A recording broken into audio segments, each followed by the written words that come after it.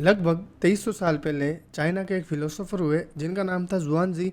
उनकी एक स्टोरी है वो बड़ी फेमस है, जो कि उन्होंने अपनी किताब जुआंगजी में लिखी थी। और ये जो स्टोरी है ये जितनी सुनने में और समझने में आसान लगती है उतनी ही गहरी और चैलेंजिंग है। तो स्टोरी में बताते हैं कि एक दिन वो सो रहे थे और उनको एक सपना आता है। और सपने में वो एक इंसान नहीं होते हैं, सपने में वो जुआनजी नहीं होते हैं, सपने में वो एक बटरफ्लाई होते हैं।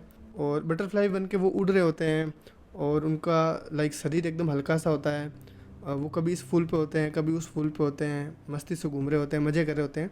तभी उनकी अचानक से नींद टूट जाती है और जैसे ही उनकी नींद टूट जाती है वो वापस जुआंगजी बन जाते हैं, वापस इंसान बन जाते हैं। बट जैसे ही वो उठते हैं उनके मन में कुछ सवाल दौड़ने लग जाते हैं। और ये जो सवाल है ये आज तक भी अनसॉल्व्ड है और आज तक भी जो फिलोसोफर्स हैं, जो साइकोलॉजिस्ट हैं, जो न्यूरो साइंटिस्ट हैं, जो कॉग्निटिव साइंटिस्ट हैं, उन सब के लिए आज तक भी ये सवाल जो है वो मिस्ट्री है। तो वो अपने आप से क्वेश्चन पूछते हैं कि क्या मैं जुआंगजी हूँ, क्या मैं एक इंसान हूँ जो कि बटरफ्लाई होने का सपना देख रहा है, या फिर मैं एक बटरफ्लाई हूँ जो कि जुआंगजी होने का सपना देख रही है। तो अब ये जो क्वेश्चन है ना ये लगता सरल है, मतलब आप और मैं ये सोचेंगे कि इसमें कोई बड़ी बात नहीं है, ये ऑब्वियस है कि जुआंगजी ही सपना देख रहे थे बटरफ्लाई होने का।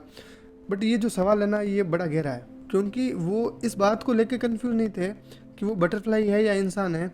और ना ही वो बटरफ्लाई बनने की बात कर रहे थे या वो अपने बटरफ्लाई होने की जो पॉसिबिलिटी है उसकी बात कर रहे थे, बल्कि वो अपनी रियलिटी को चैलेंज कर रहे थे। वो अपने आप के ऊपर डाउट कर रहे थे, वो अपने होने पर डाउट कर रहे थे। और ये जो डाउट्स थे ना ये कोई ऐसे ही रेंडमली नहीं आ गए थे, ये कोई थॉट्स के बेसिस पर नहीं आए थे।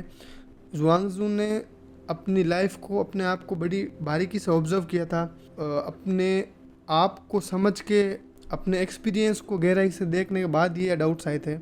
और इन डाउट्स के पीछे भी बड़े गहरे कारण थे। उनमें से जो सबसे पहला कारण जुआंगजी बताते हैं, तो वो कहते हैं कि जब वो बटरफ्लाई थे तब उनको ये याद क्यों नहीं था कि वो एक इंसान है या वो एक जुआंजी है। आप समझ रहे हो, जब वो सपने में थे या जब हम भी सपने में होते तो हमें हमारी जो असली आइडेंटिटी है वो याद क्यों नहीं रहती, मतलब जो हमारा नाम है, जो हमारी हिस्ट्री है, जो हमारी बॉडी है।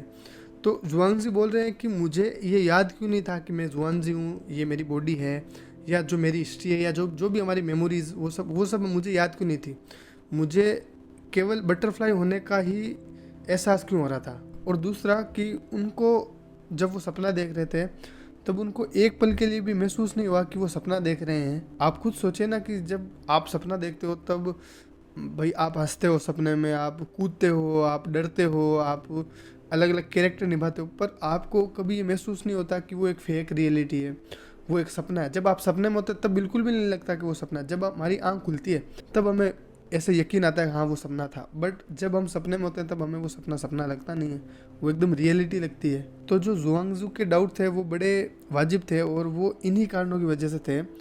और इन्हीं डाउट्स की वजह से ही उनके मन में वो जो इम्पोर्टेंट फंडामेंटल क्वेश्चंस निकले थे, जो कि आगे जाके न्यूरो साइंस के, साइकोलॉजी के, ये जो फिलोसॉफी के सबसे बड़े क्वेश्चन बनने वाले थे।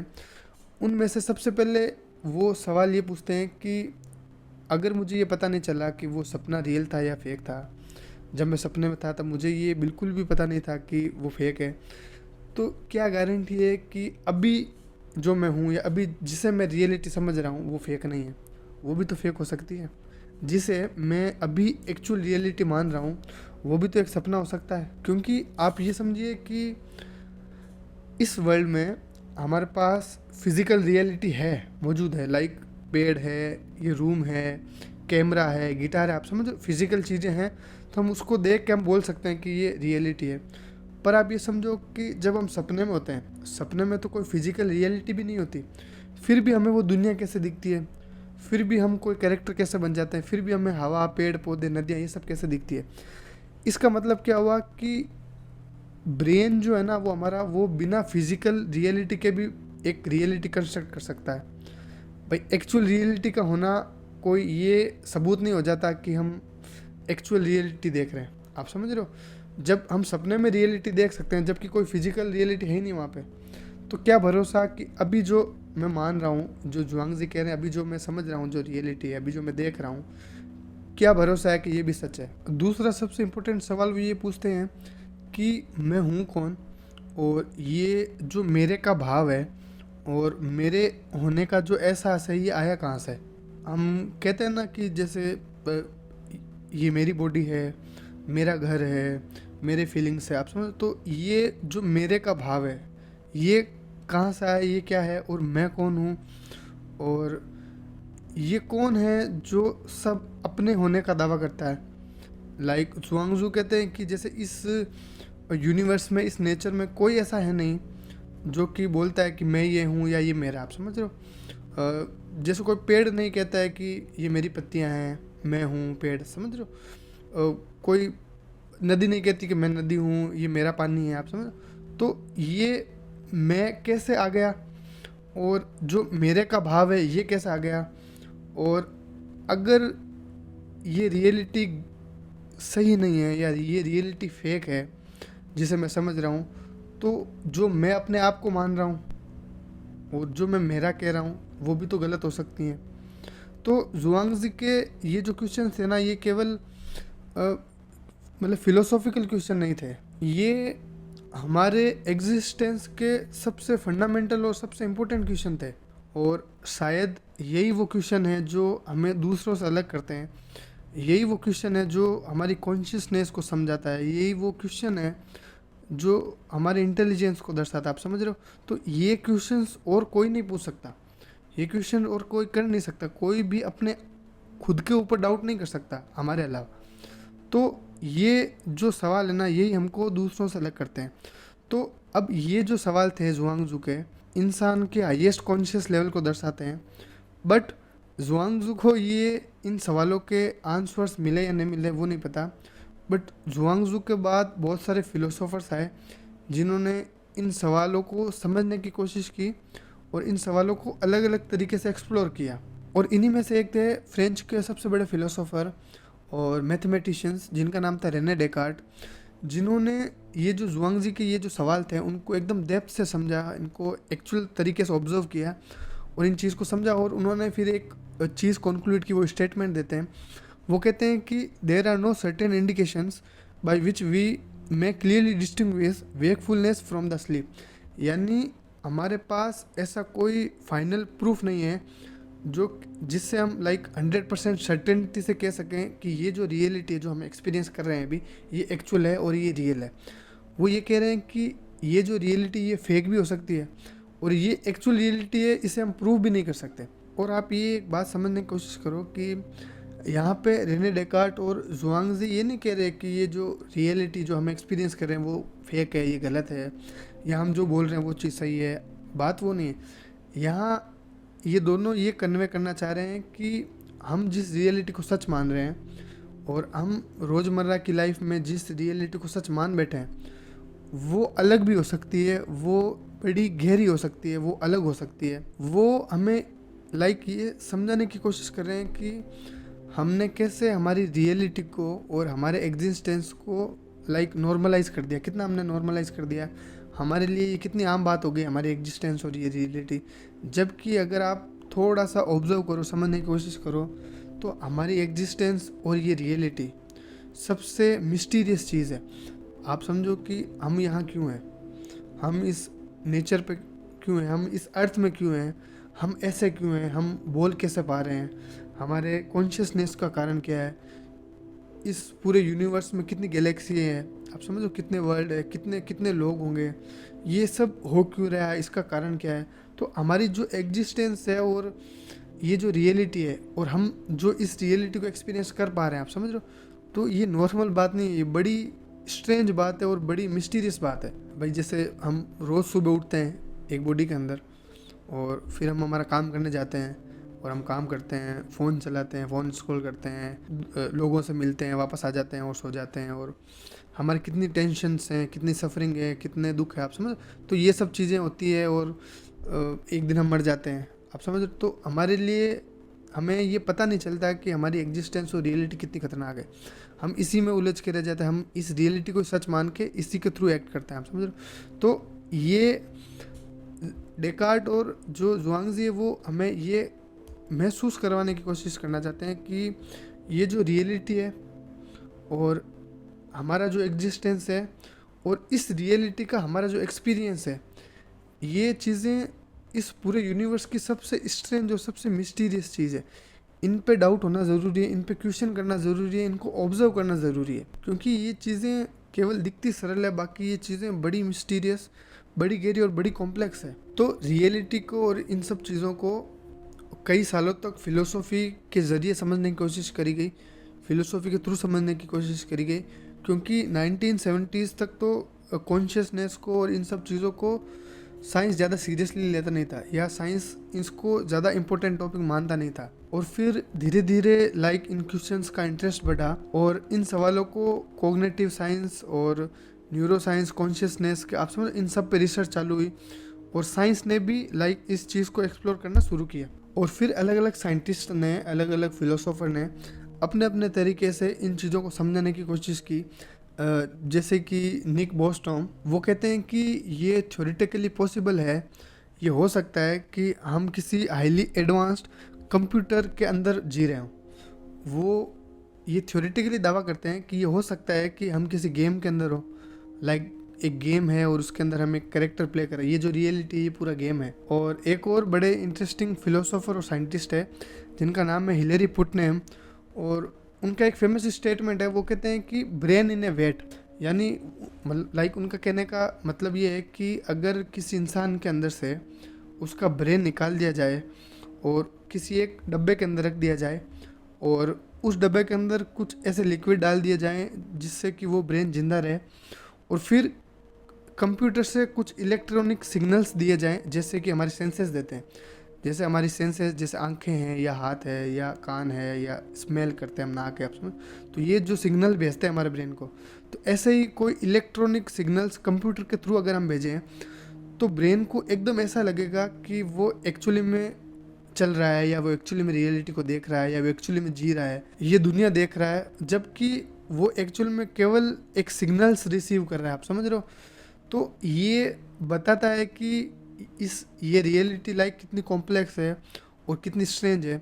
और ऐसे ही बहुत सारे फिलोसोफर्स और न्यूरो साइंटिस्ट ने इन सवालों को अलग अलग तरीके से समझाने की कोशिश की, लेकिन अगर हम आज के पर्सपेक्टिव से देखें या आज के टाइम के हिसाब से बात करें, जो मॉडर्न फिलोसॉफी है और जो मॉडर्न न्यूरो साइंस के पर्सपेक्टिव से अगर हम इस चीज़ को समझने की कोशिश करें तो एक ही इंसान का नाम आता है, एक ही फिलोसोफर का नाम आता है, एक ही साइंटिस्ट का नाम आता है, जिन्होंने इन सारे क्वेश्चंस को एकदम सरल और सही तरीके से समझाने की कोशिश करी है, जिन्होंने इन सवालों को एक नया फ्रेमवर्क दिया है, और वो ये सारी चीज़ें समझाते हैं अपनी बुक में, जिस बुक का नाम है द ईगो टनल।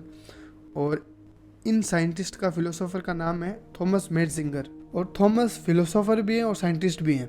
तो उनकी जो बुक है द ईगो टनल, वो केवल एक फ़िलोसॉफिकल बुक नहीं है, वो फिलोसॉफी, न्यूरो साइंस, साइकोलॉजी और इवोल्यूशन और कॉन्शियसनेस, इन सारे चीज़ों को, इन सारे टॉपिक्स को अच्छी तरीके से समझ के हमारे जो फंडामेंटल क्वेश्चंस थे उनकी जवाब देने की कोशिश करती है ये बुक।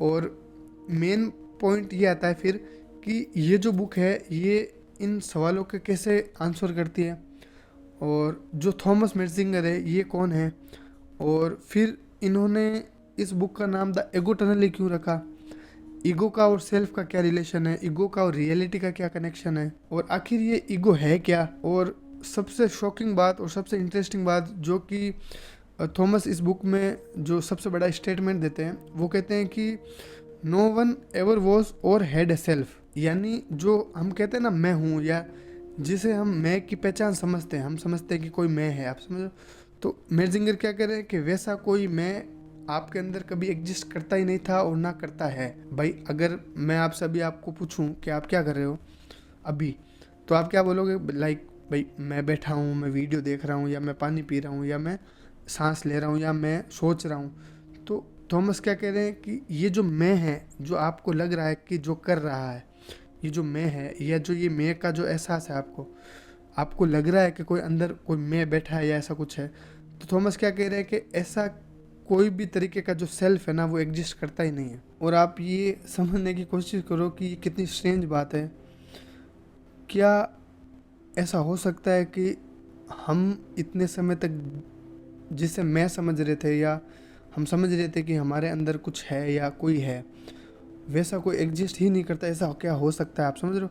तो ये जो स्टेटमेंट है थॉमस का, वो एक्चुअली में क्या समझाने की कोशिश कर रहे हैं, वो एकदम न्यूरो साइंस के पर्सपेक्टिव से समझाते हैं, वो केवल फिलोसॉफिकल वे में नहीं समझाते इसे। तो वो क्या समझाने की कोशिश कर रहे हैं और वो असल में क्या कहने की कोशिश कर रहे हैं, यही चीज़ हम इस सीरीज़ में अब समझने की कोशिश करेंगे। अब 3 से 4 वीडियो और इस सीरीज़ पे या इस बुक के ऊपर आएंगी, जिसमें हम समझने की कोशिश करेंगे कि ईगो क्या है ना, सेल्फ क्या है, रियलिटी क्या है, कैसे ईगो हमारे सफरिंग का कारण बनती है, कैसे हम ईगो को हटा सकते हैं, और कैसे जब ईगो हटता है तब एक अलग ही तरीके के कॉन्शियसनेस का एक्सपीरियंस होता है, या हम इस रियलिटी को एक्चुअली में समझ पाते हैं। और थॉमस इस चीज़ का दावा करते हैं कि अगर कोई इंसान इस चीज़ को एक्चुअली में समझ जाता है, या ये जो ईगो टनल बुक है, या इस चीज़ को एक्चुअली में अगर कोई समझ जाता है, तो वो ये बुक ख़त्म करते करते या एंड तक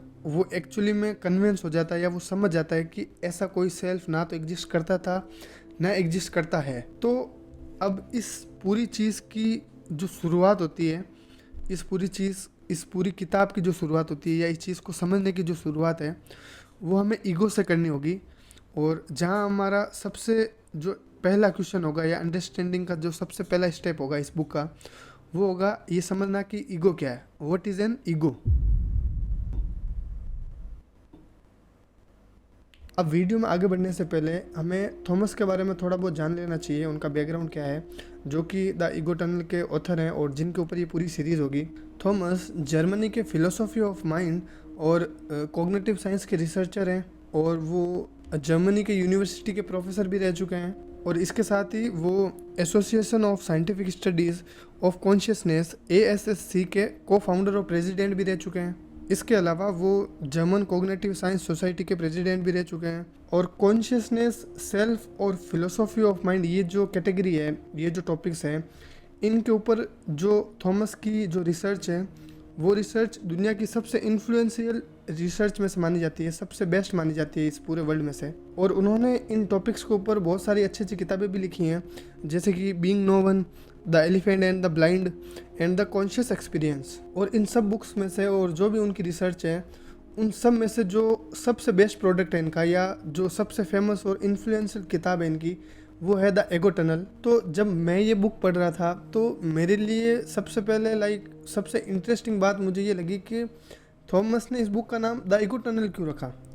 जब उनका टॉपिक या जो इस बुक के अंदर है वो सब कॉन्शियसनेस के बारे में, वो रियलिटी के बारे में, वो सेल्फ के बारे में, तो यहाँ बीच में ईगो कहाँ से आ गया भाई। वो चाहते तो इस बुक का नाम द सेल्फ टनल रख सकते थे और द कॉन्शियस टनल रख सकते थे, बट इन्होंने बुक का नाम द ईगो टनल रखा। और यही जो चीज़ है वो सबसे इंटरेस्टिंग चीज़ है इस बुक की, कैसे हमारा सेल्फ, कैसे ये रियलिटी हमारे ईगो से कनेक्टेड हो जाती है।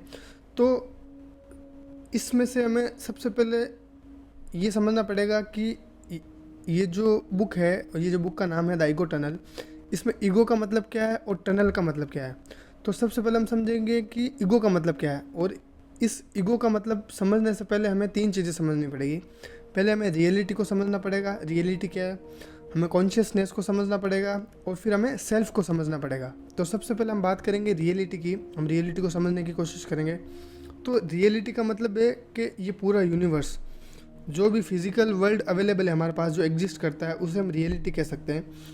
इसके अंदर जैसे सब कुछ आ गया, जैसे पूरा यूनिवर्स आ गया, ये अर्थ आ गई, गैलेक्सीज आ गए, पेड़ पौधे, जानवर, आप और मैं, आप समझ, जो भी फिजिकल एंटिटी है, जो भी इस पूरे वर्ल्ड के अंदर एग्जिस्ट करता है, वो सब एक रियलिटी है, ठीक है। और ये रियलिटी हमारे ऊपर डिपेंडेंट नहीं करती, हमसे इंडिपेंडेंट एग्जिस्ट करती है।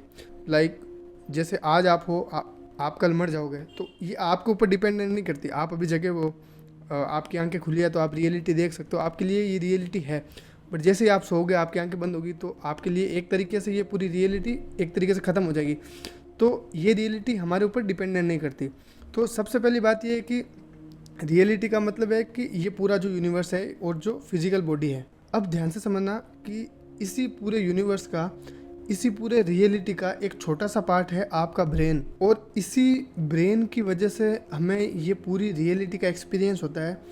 यही ब्रेन क्या करता है कि हमारे जो भी सेंसेस हैं, जैसे आँख है, नाक है, कान है, आप समझ। तो हमारी सेंसेस की मदद से बाहर की इन्फॉर्मेशन सेंस करता है और ये इन्फॉर्मेशन ब्रेन तक जाती है, और फिर ब्रेन क्या करता है कि इसी रियलिटी का एक एक्सपीरियंस जनरेट करता है, और इसी एक्सपीरियंस को जो हमें ये रियलिटी एक्सपीरियंस हो रही है अभी हम जो देख रहे हैं, इसी एक्सपीरियंस को कॉन्शियसनेस कहते हैं। यानी जहाँ आपको इस पूरी दुनिया का अनुभव होता है, इस पूरी दुनिया का एक्सपीरियंस होता है, जहाँ आपको एक तरीके से आप ये समझो कि आपको पूरा वर्ल्ड अपीयर होता है आपके लिए, तो वो आपके ब्रेन में होता है, आप समझ रहे हो। तो इससे कॉन्शियसनेस कहते हैं। और थॉमस इस बात को एक बड़े इंटरेस्टिंग तरीके से कहते हैं।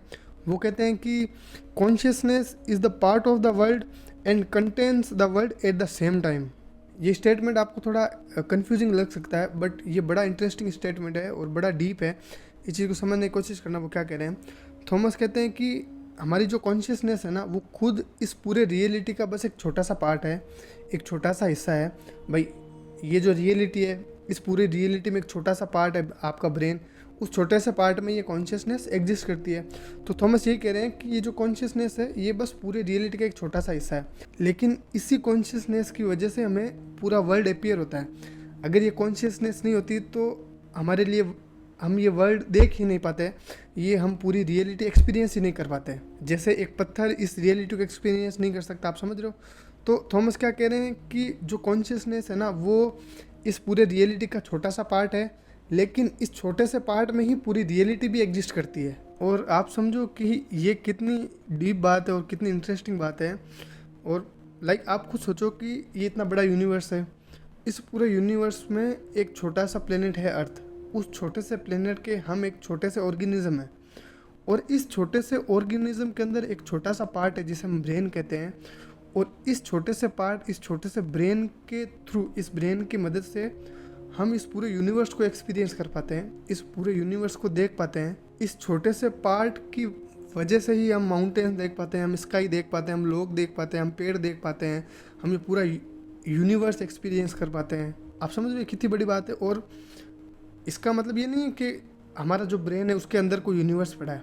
वो ये कह रहे हैं कि इसका मतलब ये है कि हमारा जो ये छोटा सा पार्ट है, ये छोटा सा जो ब्रेन है, ये इतना कैपेबल है कि ये हमें इस पूरे यूनिवर्स का, ये जो इतना बड़ा यूनिवर्स है, इसका एक्सपीरियंस करवा सकता है। और ये जो एक्सपीरियंस है, ये जो सब्जेक्टिव एक्सपीरियंस है हमारा पर्सनल, इसे ही थॉमस कॉन्शियसनेस कहते हैं। पर अब सोचने वाली बात ये आ जाती है कि ये जो हमारा एक्सपीरियंस है या ये जो कॉन्शियसनेस है, ये हो किस में रही है, ये कॉन्शियसनेस किसके अंदर जनरेट हो रही है, ये कॉन्शियसनेस किसके साथ हो रही है, आप समझ रहे हो। तो यहाँ फिर कॉन्सेप्ट इंट्रोड्यूस होता है सेल्फ का, एक ऐसी फिजिकल एंटिटी जिसके पास अपनी एक बॉडी है, जिसके पास हाथ है, जिसके पास पैर हैं, जिसके अंदर ये जो सारे एक्सपीरियंस है ये सारे जनरेट हो रहे हैं। उस सेंटर को, उस सब्जेक्टिव सेंटर को थॉमस सेल्फ कहते हैं। अब हमें ये चीज़ समझनी पड़ेगी कि अभी तक हमने जो भी समझा है वो हमने इतना देखा है कि एक्सपीरियंस हो रहा है।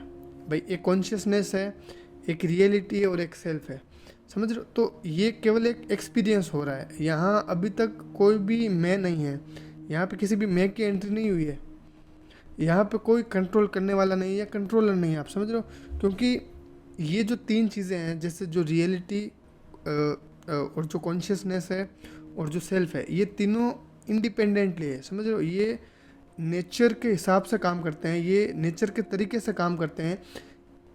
इस लेवल तक या इस समय तक अभी तक इन चीज़ों को कोई कंट्रोल नहीं करता। भाई एक पूरी रियलिटी है, रियलिटी को कोई कंट्रोल नहीं कर सकता। फिर इस रियलिटी के अंदर आपका ब्रेन है, उस ब्रेन के अंदर कॉन्शियसनेस है, तो आप उस ब्रेन को कंट्रोल नहीं कर सकते। उस ब्रेन का जो बायोलॉजिकल प्रोसेस है वो अपने आप होता है, वो नेचर के तरीके से होता है, वो नेचुरल वे में होता है, आप कंट्रोल नहीं कर सकते उस एक्सपीरियंस को, सब समझ लो। और फिर आता है आपका जो सेल्फ है, आपका जो सेल्फ है वो एक फिजिकल बॉडी है, आपका हाथ है, आपका पैर, आप समझ लो। तो इसके अंदर मैं ये कहना चाहता हूँ कि अभी तक किसी मैं की एंट्री नहीं हुई है, किसी भी ओनर की एंट्री नहीं हुई है। अब समझना कि यहाँ तक आप और जानवर एक तरीके से एक ही लेवल पर हो। भाई जो ये तीन स्टेजेस हमने डिस्कवर किए हैं, जो जैसे जो रियलिटी है, कॉन्शियसनेस है और जो सेल्फ है, ये जो तीन स्टेज तक हम पहुँचे ना, इन तीन स्टेज तक तो आप और जानवर दोनों सेम हो। भाई ये जो रियलिटी है ये सबके लिए बराबर है, और जो कॉन्शियसनेस है वो आप में भी है और जानवरों में भी है, और जो सेल्फ है, जो बॉडी है, हाथ पैर, आप समझो, ये जो बायोलॉजिकल सिस्टम है ये जानवर के पास भी है। तो इन 3 स्टेज तक तो आप और जानवर एक ही लेवल पे हो, आप दोनों इस वर्ल्ड का हिस्सा हो और इस वर्ल्ड की जो रियलिटी है उसको एक्सपीरियंस करते हो। अब इंटरेस्टिंगली क्या होता है कि इन 3 स्टेजेस तक तो आप दोनों सेम हो, पर ह्यूमंस क्या होता है कि इससे एक स्टेप और आगे निकल जाता है।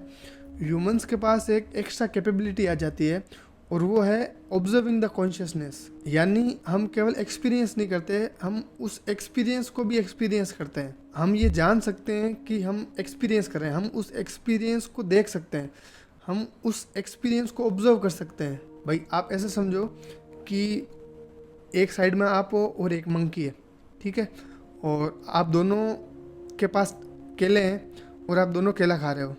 तो आप दोनों केला खा रहे हो और दोनों को केले का टेस्ट आ रहा है, तो यहाँ तक दोनों सेम है। यहाँ पर आप और वो जो मंकी है वो दोनों सेम है, दोनों को टेस्ट आ रहा है, दोनों को रियलिटी एक्सपीरियंस हो रही है, कॉन्शियसनेस है, ठीक है। पर ह्यूमन एक स्टेप आगे निकल जाता है, वो इस केले के एक्सपीरियंस को, वो इस केले के टेस्ट को नोटिस कर पाता है। वो ये नोटिस कर सकता है कि उसे केले का टेस्ट आ रहा है, वो केले का टेस्ट डिस्टिंग्विश कर सकता है, वो केले के टेस्ट को समझ सकता है। मतलब हम हमारे एक्सपीरियंस को ऑब्जर्व भी कर सकते हैं। हमारा जो ये कॉन्शियसनेस है, हमारा जो ये रियलिटी का जो एक्सपीरियंस है जिसे हम कॉन्शियसनेस बोलते हैं, हम इस कॉन्शियसनेस को भी देख सकते हैं। तो थॉमस इसी चीज़ को हायर ऑर्डर कॉन्शियसनेस कहते हैं। और ये जो हायर ऑर्डर कॉन्शियसनेस है ना कहीं इसी कारण से ईगो का जन्म होता है।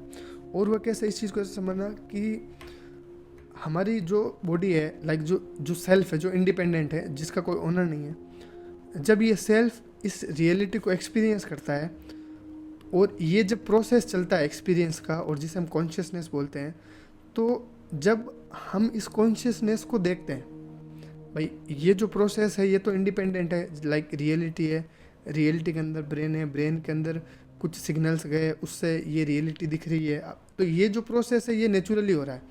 बट जब हम इस प्रोसेस को देखते हैं जिसे हम हायर ऑर्डर कॉन्शियसनेस बोल रहे हैं, तो जब हम इस पूरे प्रोसेस को देखते हैं कि ये हाँ रियलिटी का एक्सपीरियंस हो रहा है, उस ये रियलिटी का एक्सपीरियंस मेरी बॉडी में हो रहा है, इस बॉडी में हो रहा है, आप समझो। तो जब हम इस हायर ऑर्डर कॉन्शियसनेस की मदद से केवल कॉन्शियसनेस को समझते हैं, इस रियलिटी को समझते हैं, तब आपके अंदर ऑटोमेटिकली ये चीज़ फीलिंग में आ जाती है। आप समझ पाते हो कि ये मेरे अंदर हो रहा है। ये जो मैं का भाव जो निकलता है ना, वो इस हायर ऑर्डर कॉन्शियसनेस की वजह से निकलता है। आप ये महसूस कर पाते हो कि ये जो रियलिटी का एक्सपीरियंस हो रहा है ये मेरी बॉडी में हो रहा है, ये मेरे साथ हो रहा है, ये मेरे थ्रू हो रहा है। तो जिसे आप मैं कहते हो ना, जो जिसके अंदर हो रहा है, या जो ये मैं का भाव है, आपको जो मैं महसूस होता है, आप समझ लो, इसी को थॉमस ईगो कहते हैं। ईगो का मतलब यहाँ पे कोई अहंकार नहीं है जो हम डे टू डे लाइफ में हम जो यूज़ करते हैं कि ईगो का मतलब एटीट्यूड हो गया या अहंकार हो गया। यहाँ ईगो का मतलब ये नहीं है। थॉमस के ईगो का मतलब बड़ा डीप है। थॉमस के ईगो का मतलब है कि आपको जो आपके होने का जो अनुभव है, आपको जो लगता है कि इस रियलिटी में जो भी कुछ हो रहा है वो आपके अंदर हो रहा है, वो आपके लिए हो रहा है या आपके साथ हो रहा है। तो ये जो आपके साथ होने का अनुभव है, ये जो आपका मैं है, इसी मैं को थॉमस ईगो बोलते हैं। और इसीलिए ही थॉमस ने अपनी बुक के नाम के अंदर ईगो शब्द का इस्तेमाल किया, और वो उन्होंने इसलिए किया था। और ईगो के बाद में जो वो वर्ड यूज़ करते हैं वो था टनल। अब इस टनल का मतलब क्या है, और ये जो टनल का मतलब है ना, ये इस बुक के सबसे इम्पोर्टेंट पार्ट में से एक है। और इसी को समझाने के लिए थॉमस ये कहते हैं कि आप जो भी अपने आसपास देखते हो, आप जो भी रियलिटी को एक्सपीरियंस करते हो, वो एक्चुअल और पूरी रियलिटी है ही नहीं। आप इस पूरी रियलिटी का लाइक बस एक छोटा सा हिस्सा या एक छोटा सा पार्ट ही एक्सपीरियंस कर पाते हो, एक छोटा सा पार्ट ही देख पाते हो। तो आप जो रियलिटी देख रहे हो, आपको जो लग रहा है कि यही रियलिटी है, वो इस पूरी रियलिटी का बस एक छोटा सा पार्ट है, ये एक्चुअल रियलिटी नहीं है। आप इस चीज़ को एक एग्जांपल से समझो। आप ये समझो कि जब आप एक एप्पल को देखते हो तब आपको क्या एक्सपीरियंस होता है या आप क्या देखते हो। तो आप बोलोगे कि हाँ मुझे एक लाल कलर का एप्पल दिख रहा है, एप्पल लाल कलर का है, ठीक है। बट अगर आप सही में समझने की कोशिश करो, साइंस के हिसाब से समझने की कोशिश करो या फिजिक्स के हिसाब से देखो, तो एप्पल कभी रेड होती नहीं है। वो आपको रेड दिखती है, एक्चुअल में वो रेड होती नहीं है। Red as a colour reality में एग्जिस्ट ही नहीं करता है। क्यों? अब ये होता क्यों है, इस चीज़ को ऐसे समझना। एक्चुअली क्या होता है कि सनलाइट होती है और वो सनलाइट एप्पल के ऊपर गिरती है, ठीक है। अब एप्पल क्या करता है कि जो सनलाइट की कुछ वेवलेंथ्स होती है उसको एब्जॉर्ब कर लेता है और कुछ वेवलेंथ जो होती है वो रिफ्लेक्ट कर देता है। अब वो जो कुछ रिफ्लेक्टेड वेवलेंथ है ना वो हमारी आंखों तक आती है और फिर हमारी आंखें उन वेवलेंथ की जो इन्फॉर्मेशन है ना उसको एक इलेक्ट्रिक सिग्नल में कन्वर्ट करती है और फिर वो इलेक्ट्रिक सिग्नल हमारे ब्रेन तक पहुंचता है और फिर ब्रेन रेड का एक्सपीरियंस क्रिएट करता है। यानी रेड एक्चुअल में बाहर नहीं है, रेड आपके ब्रेन में है। तो जो आप रियलिटी देख रहे हो या आपको जो लग रहा है कि हाँ ये रियलिटी है, वो एक्चुअली में रियलिटी का कुछ पार्ट है, कुछ हिस्सा है छोटा सा। हम रियलिटी को कभी सीधा देखते ही नहीं है, हम रियलिटी को एज इट इज़ कभी भी एक्सपीरियंस नहीं करते हैं, हम हमारे सेंसेस के थ्रू एक्सपीरियंस करते हैं। हमारे जो सेंसेस हैं वो इस रियलिटी की इन्फॉर्मेशन कलेक्ट करते हैं और फिर वो इन्फॉर्मेशन ब्रेन तक पहुंचती है और फिर ब्रेन उस इन्फॉर्मेशन के बेसिस पर एक रियलिटी का इंटरनल मॉडल बनाती है। एक उस जो इन्फॉर्मेशन है उस इन्फॉर्मेशन के बेसिस पे एक आर्टिफिशियल मॉडल बनाती है रियलिटी का, जो कि एक्चुअल रियलिटी से अलग होती है और हम इसी रियलिटी के मॉडल को एक्चुअल रियलिटी और सच मान लेते हैं, जबकि वो एक्चुअल रियलिटी होती नहीं है। वो ब्रेन के द्वारा बनाया गया रियलिटी का एक तरीके से हूबहू एक मॉडल होता है, एक डुप्लीकेट मॉडल होता है। और लाइक आप इस चीज़ को ऐसे समझिए कि जैसे हम गूगल मैप यूज़ करते हैं, तो जो गूगल मैप है उस गूगल मैप में हर चीज़ है। लाइक उसके अंदर गलियां भी है, उसके अंदर बिल्डिंग्स भी है, उसके अंदर सिटीज़ हैं, आप समझ रहे हो। तो उसके अंदर जो मैप है उस मैप के अंदर जो इंडिया है, आप समझ रहे हो, वो एक्चुअल इंडिया नहीं है। एक्चुअल इंडिया अलग है और जो गूगल मैप के अंदर जो इंडिया है वो अलग है। गूगल मैप के अंदर जो इंडिया है वो एक्चुअल इंडिया का बस एक रिप्रेजेंटेशन है, एक्चुअल इंडिया का एक मॉडल है, आप समझ रहे हो। वैसे ही हम जिस रियलिटी को एक्सपीरियंस कर रहे हैं ना वो एक्चुअल रियलिटी का बस एक मॉडल है जो हमारा ब्रेन क्रिएट करता है, आप समझ रहे हो। तो ये जो मॉडल है ये इस रियलिटी का बहुत छोटा सा मॉडल है और बहुत फ्रैक्शंस ऑफ रियलिटी है इसके अंदर। कैसे, क्यों? क्योंकि आप ये चीज़ समझो कि ये जो मॉडल बन रहा है ना हमारे ब्रेन के अंदर रियलिटी का, ये किससे बन रहा है? ये मॉडल बन रहा है हमारे सेंसेस के थ्रू। अब हमारे जो सेंसेस है ना वो बड़े लिमिटेड हैं, तो जब हमारे सेंसेस लिमिटेड होंगे, बायोलॉजिकल बाउंडेड होंगे, तो इन्फॉर्मेशन भी लिमिटेड आएगी और जब इन्फॉर्मेशन लिमिटेड आएगी तो इस इन्फॉर्मेशन के आधार पे जो ब्रेन मॉडल बनाएगा रियलिटी का या जो इंटरनल मॉडल बनाएगा वो भी तो लिमिटेड होगा ना, समझ रहे हो। तो थॉमस ये कहते हैं कि एक्चुअली में होता यूँ है कि थॉमस कहते हैं कि जैसे इस रियलिटी में बहुत सारी इन्फॉर्मेशन हमारे सामने है, बहुत सारी चीज़ें हैं, बहुत सारी इन्फॉर्मेशन है, बहुत सारी चीज़ें जो हम एक्सपीरियंस कर ही नहीं सकते। हम एक विजिबल स्पेक्ट्रम में चीज़ें देख सकते हैं, हम ज़्यादा डीप चीज़ें देख ही नहीं सकते। हम कुछ लिमिटेड चीज़ें सुन सकते हैं, लिमिटेड आवाज़ सुन सकते हैं, हम लिमिटेड चीज़ें देख सकते हैं, हम लिमिटेड चीज़ें स्मेल कर सकते हैं, आप समझ रहे हो। जैसे जो डॉग होता है वो हमसे ज़्यादा अच्छा स्मेल कर सकता है, आप समझ रहे हो। जो उल्लू होता है वो रात को ज़्यादा देख सकता है।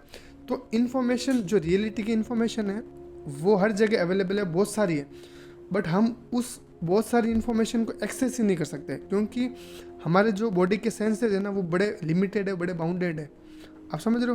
तो जो हमारे बॉडी के जो सेंसेस हैं उसके थ्रू हम जितना इन्फॉर्मेशन कलेक्ट कर सकते हैं हम उतनी इन्फॉर्मेशन कलेक्ट करते हैं और वो इन्फॉर्मेशन ब्रेन तक पहुंचाते हैं और उस इन्फॉर्मेशन के आधार पर ही ब्रेन एक रियलिटी का मॉडल बना लेता है और हम इस मॉडल को एग्जैक्टली सच मान लेते हैं। हम ये मान लेते हैं कि ये रियलिटी एग्जैक्टली सही है। इसीलिए थॉमस इस चीज़ को टनल बोलते हैं। टनल का मतलब है कि हम जो है हम एक टनल के जैसे हैं। हमारा जो सेंसेस है, हमारी जो रियलिटी का परसेप्शन है ना वो बड़ा छोटा सा हो गया है, वो बड़ा छोटा है। क्यों? क्योंकि हमारे जो बायोलॉजिकल जो सेंसेस है वो भी लिमिटेड है, तो हम रियलिटी को बहुत छोटा तरीके से देख पा रहे हैं। तो इसलिए वो टनल का यूज़ करते हैं।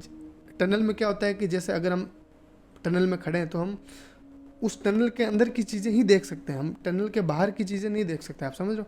तो इसलिए वो बुक के नाम में ईगो टनल रखते हैं। टनल का मतलब है कि आप जो रियलिटी को समझ रहे हो या जो रियलिटी को देख रहे हो वो बड़ा छोटा सा पार्ट है और वो जो टनल जो है ना वो आपके सेंसेस हैं, वो आपके ब्रेन की जो इन्फॉर्मेशन है वो है, आप उससे आगे देख ही नहीं सकते। We see colored objects around us. Our world is full of colors. They are properties of a virtual reality that is running in your head, a dynamic virtual reality. Now, that model of reality we have in our brain, it says there are objects, they have properties, there is now, and time is flowing in one direction.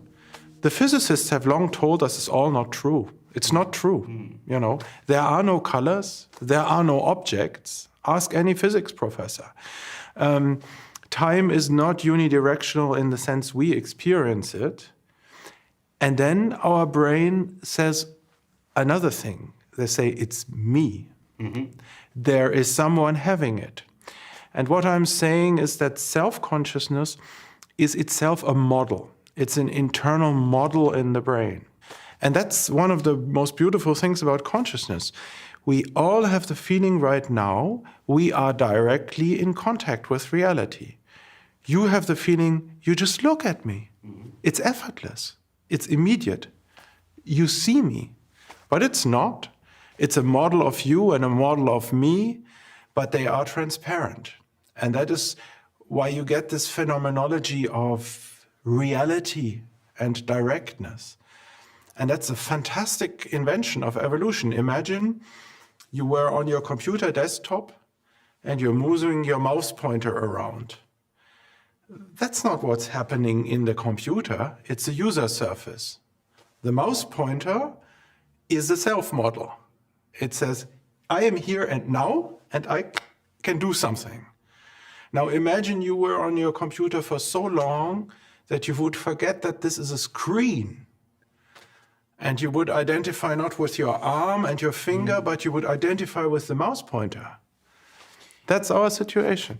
तो आप समझ रहे हो कि जो brain है वो एक वर्चुअल रियलिटी क्रिएट करता है और हम उसी वर्चुअल रियलिटी को सच मानते हैं और फिर उसी वर्चुअल रियलिटी में हम जीते हैं. नेचर ने ये चीज़ें कंस्ट्रक्ट करी क्यों, नेचर को क्या ज़रूरत पड़ी लाइक ये सब चीज़ें रियलिटी को कंस्ट्रक्ट करने की.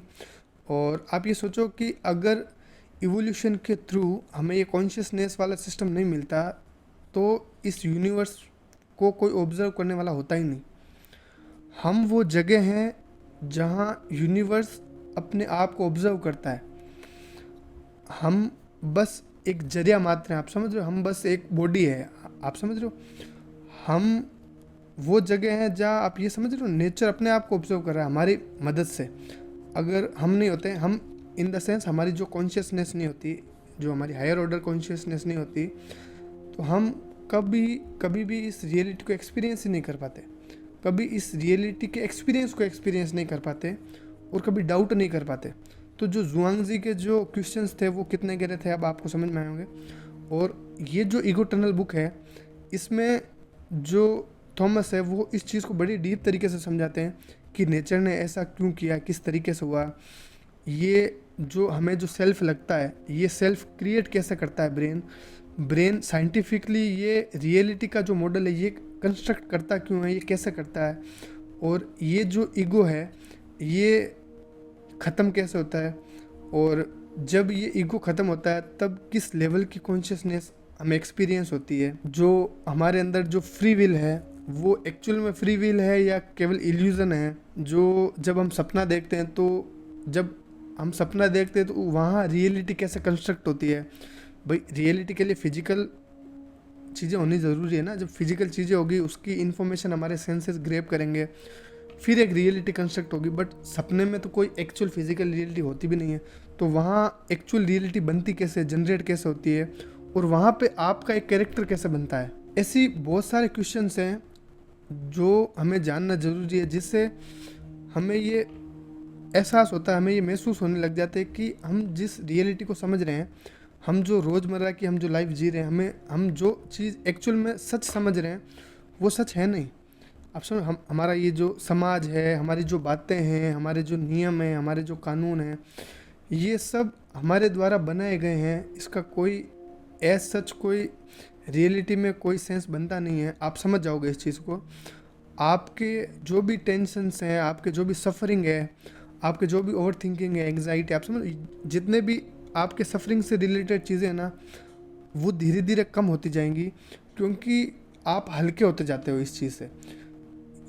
अभी आपके पास सफरिंग है, उसका कारण यही है कि आप अपने आप को बहुत इम्पोर्टेंस देते हो, आप अपने आप को बहुत ठोस तरीके से मानते हो कि आप हो। और ये बुक क्या कहती है कि आप हो ही नहीं, आपके अंदर आपको जो महसूस होता है ना कि ये जो इंटरनल जो सेल्फ है, जो मैं हूँ या जो मैं कर रहा हूँ, मैं हूँ, तो ये बुक प्रूव कर देती है कि आपके अंदर ऐसा कुछ मैं है ही नहीं। आप बस ऑब्जर्वर हो, आप ऑब्जर्वर के अलावा कुछ हो नहीं। बट आपको ऐसा लगता है कि मैं हूँ, और आपके पास कुछ शब्द हैं, कुछ लैंग्वेज है, कुछ नॉलेज है, तो उसके आधार पर क्या होता है ना कि आपको ये एग्जैक्टली ये लगने लग जाता है कि जो आप रियलिटी देख रहे हो वो एक्चुअल सच है, और उसको मानने लग जाते हो। और फिर उस रियलिटी में जो भी कुछ होता है वो आपको परेशान करता है। तो जब आप इस चीज़ को समझने लग जाते हो तो एक तरीके से आप हल्के होने लग जाते हो, और आपकी जो सफरिंग्स होती है वो धीरे धीरे ख़त्म होने लग जाती है, और उतना ही आप नेचर से कनेक्टेड होने लग जाते हो। आप जितना ही इस चीज़ से दूर होगे उतना ही नेचर से कनेक्टेड होते जाओगे। और इस ईगो के बारे में बहुत सारे फिलोसोफर्स बात करते हैं, और जो कबीरदास जी बोलते हैं ना, जब मैं था तब हरि नहीं, अब हरि है मैं नहीं। तो वो जो मैं था वो मैं यही मैं है। वो जो ईगो की बात कर रहा है ना, जो कि भाई ऐसा कोई सेल्फ तो है ही नहीं, ऐसा कोई सेल्फ एग्जिस्ट करता नहीं है जो हम समझते हैं कि मैं हूँ।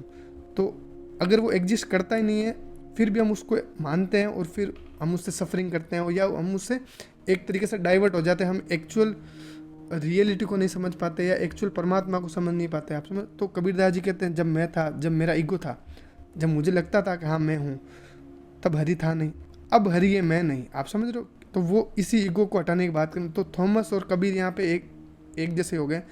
कबीर के अलावा भी बहुत सारी चीज़ें हैं, जैसे कि बुद्ध कहते हैं कि there is no permanent self. Buddha का सबसे फेमस स्टेटमेंट है। अब बुद्ध भी ये कह रहे हैं कि there is no permanent self, ऐसा कोई परमानेंट सेल्फ है ही नहीं। गोरखनाथ जी कहते हैं कि मरो रे जोगी मरण है मीठा। तो वो क्या चीज़ मारने की बात करें, आप समझ रहे हो? तो बहुत सारी फिलोसोफर्स हैं, बहुत सारे संत हैं हमारे, बहुत सारे साइंटिस्ट हैं जो इस चीज़ को प्रूव कर देते हैं कि आपके अंदर जो आप जिस चीज़ को समझ रहे हो ना, वो एक्चुअल चीज़ है नहीं, और जब वो एंड होगी तभी आपकी सफरिंग की एंडिंग होगी। और आगे की जो वीडियो होगी, जो आगे के जो सीरीज, इसी जो सीरीज़ के पार्ट होंगे, उन वीडियोज़ हम इसी बुक के अलग अलग टॉपिक कवर करेंगे। तो अभी हमने केवल ईगो को समझा है, और ईगो टनल जो ये बुक का नाम है, केवल इसी को समझा है। अभी आगे फॉरवर्ड कैसे होती है बुक, ईगो कैसे ट्रांसफ़र होता है आपके सेल्फ के अंदर, और ये ईगो कैसे एंड होता है, इस ईगो का एक्चुअल मतलब क्या आता है, नेचर ने हमें ये चीज़ें क्यों प्रोवाइड करी, आपसे ये बहुत सारे क्वेश्चंस हैं। इन सब के आंसर हम इस सीरीज़ में कवर करेंगे, और इसके अगली वीडियो में कवर करेंगे। If you close one of your eyes, you can see your nose and your eyebrow and your upper lip. But notice how on the outer side of your vision, there's nothing obstructing the view. Evolution-wise, you wanted to have this bone structure around your eyes for protection, but at the same time, you wanted the maximum peripheral vision, right? A face is a tool for survival. But at the same time, we all have this idea that our face is who we are. When you imagine someone, you imagine their face. When you look at someone, you look at their face. Your passport has a photo of your face. But looking at the nose and eyebrow like this, I can't help to not feel like I'm looking at my face. But if my face is who I am, then who's the one looking? Who am I? Or more specifically, where am I? Looking at my face like this, I feel like I'm peeking out from a window of an apartment building. You know, I can see the facade and the balconies. I'm not the building. This whole thought experiment is making me feel sick. I've started to feel detached and derailed. I feel sick because I face the limits of the identity I've created to myself. Identity is made up in the mind. Identity is how my mind sees who I am. But it is not real. It is not who I am. I feel sick because I see a perspective to myself that my identity can't comprehend. I'll give you another example. If I say there's a person across the street, it sounds normal. But if I say there's a human across the street, It sounds like I'm talking about a wild animal, a foreign entity. But isn't it weird that it feels foreign to describe us with what we are? This weirdness is a testimony to the fact that we are looking at other humans through societal identity. The humans that we meet have names and outfits and job titles. Those little bits of societal identity eventually turn the human into a person in our minds. But in our hearts, we are not persons and we are not foreign. We are human. We are the wild animals. We are uncontrollable and divine. We are not our faces nor behind our faces. We are the observation itself. We are the curiosity itself. We are the expression, the need, the want, the infinite.